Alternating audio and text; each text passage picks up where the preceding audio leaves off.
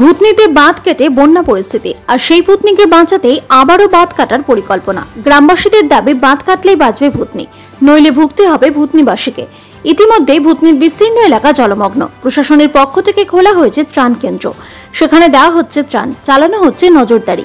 কিন্তু জলবন্দী দশা থেকে রেহাই নেই ভূতনির বাসিন্দাদের। এই বন্যা পরিস্থিতিতে সবচেয়ে বেশি ক্ষতিগ্রস্ত উত্তর চণ্ডীপুর গ্রাম পঞ্চায়েত। এই পঞ্চায়েতের প্রায় প্রতিটি বাড়িতেই রয়েছে জল। সেই জলের মধ্য দিয়ে প্রতিনিয়ত যাতায়াত করতে হচ্ছে দুর্গতদের। বন্যার জলে প্লাবিত হওয়ায় বিচ্ছিন্ন হয়েছে যোগাযোগ। মানিকচকের সঙ্গে যোগাযোগের একমাত্র মাধ্যম নৌকা।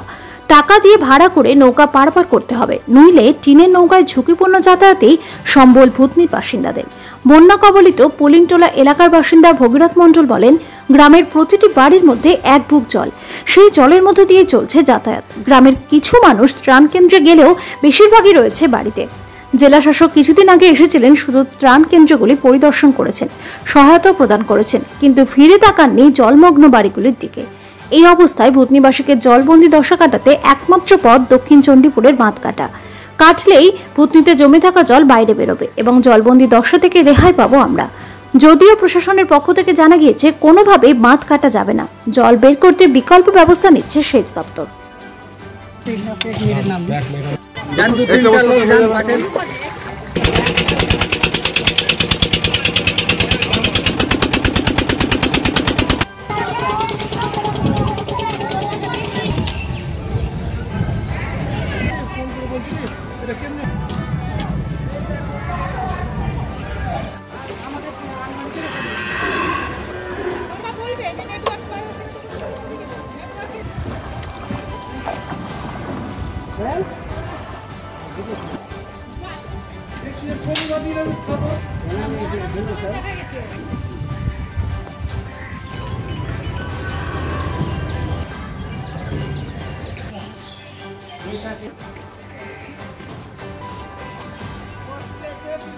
খুব অবস্থা খারাপ আছে, খুব গঙ্গাতে ডুবে ভেসে আছে।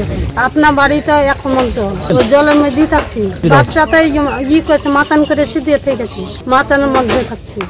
আজ 20 দিন হলো, কিছু পাইনি। এখন তিরপল পেয়েছি, শুধু কিছুই আমরা পাইনি। গ্যাসের রান্না একবার করে দেখাই না, শুকনি কিছু দেয়, এক বেলা খাই দিন কাটছে। আপনার লাগে কি খাওয়ার, ওইটা আমরা চাই। কতদিন ভাবতে পারবো? এখন 1.5 মাস থাকবে, এখন 2 মাস থাকবে। এখন জল আপনার কেমনকে যাবেন? গম চাল এগুলা আছে, এগুলা মুরগি ছাগল বকরি আছে, এগুলোকে নিয়ে মাচানে থাকছি, এগুলোকে নিয়ে আমরা কেমনকে যাবো? কেন মদ লোক নেই, কেমনকে যাবো এগুলো বাড়ি ছেড়ে? ওই মাথান করে সবারই কাছে মাথান করে নিয়েছি, দিয়ে বাড়িতে আসে। অবস্থা গ্রামের খুব ভালো না, পুরো গ্রাম জলে সব ডুবে গেছে। এটা উত্তর চণ্ডীপুর হাই স্কুল মোড়, আর এটা হচ্ছে ওইটা হচ্ছে পুলিনটোলা, এটা রঘুনাথটোলা, জিতনগরটোলা, গিরিটোলা, ঈশ্বরলাল পাড়া। তো ওইদিকে তো আমাদের কোনো কেউ মানে দেখার জন্য কেউ যায়ই না, যে কোনো ওষুধের দরকার, কোনো কিছু খাবার, খিচুড়ি দিবে, শুকনা খাবার দিবে, কিছুই দেয়। এখন আমাদের গ্রামে কিছুই দেয়নি, যা দেওয়ার এখানে স্কুলেই দিচ্ছে। হ্যাঁ, ওদেরই দিচ্ছে, গ্রামে কোনো রকম কোনো সুবিধা নেই। প্রায় 15 দিন মতো হয়ে গেছে, 18 দিন কি 22 দিন হয়ে গেল। কিরে টং করে আছে, খাওয়া দাওয়া যারা স্টকে করেছে ওইভাবেই আছে, চলছে। চাইছি কিছু দেখুক, গ্রামে গিয়ে দেখবে কে অসুবিধায় আছে, পায়খানা, পেশাব, জেনারেটর, লাইট কিছুই নাই। ডিএমএস এখান থেকেই চলে গেছে ব্যাগ, ও আর কোথাও যায়নি। ডিএমএস চলো কিছুটা লোককে নিয়ে যাবে, তারা গেল না, আবার রাগ, কালকে থেকে জল হয়ে যাবে, জল হয়ে গেল। এখন বর্তমানে কালকে 106টা লোক গেছে এখান থেকে। কেন মানুষ কেন যেতে চাইছে না? এখন আমরা যেখানে আছি, ছাগল আছে, গরু আছে, আর কিছু আছে, এগুলাকে নিয়ে কোথায় যাবো? হ্যাঁ, হয়তো আমরা যদি ছুট্টা 4টা লোক আছি, হয়তো চলে গেলাম একটা পরিবারে, কিন্তু বাকি ছাগল টাগলগুলো কি করবে? সব কিছুর একটা সুবিধার ব্যাপার আছে, ওখানে গিয়ে নিজের পেটটা দেখবে, কিন্তু ছাগল গরুগুলা কি করবে? এই ধরনের ব্যাপার আছে। প্রায় 1.5 থেকে 2 মাস। আর যদি ওইদিকে বাঁধটা কেটে যায়, তাহলে মোটামুটি খুব মানে প্রায় 15 দিনের মধ্যে জল প্রায় আমাদের রাস্তাটা ক্লিয়ার হয়ে যাবে। যদি ওই বাঁধ না কাটে, নদীর জল নিয়ে আমাদের কোনো টেনশন নাই। সবচেয়ে মেন টেনশন হচ্ছে এখন ওই বাঁধ কেটে দিলেই জলটা নেমে যাবে, ওই সংগঠনের ওই দিকটা। হ্যাঁ, দক্ষিণ। ওটা যদি কেটে দেয়, তাহলে কোনো রকমে আমরা রাস্তাঘাট চলাফেরা করতে পারবো। পাথর ছাড়াই প্রতিকার সম্ভব। মালদার প্রাচীনতম ভৃগু বংশ জ্যোতিষী পণ্ডিত এস শাস্ত্রী।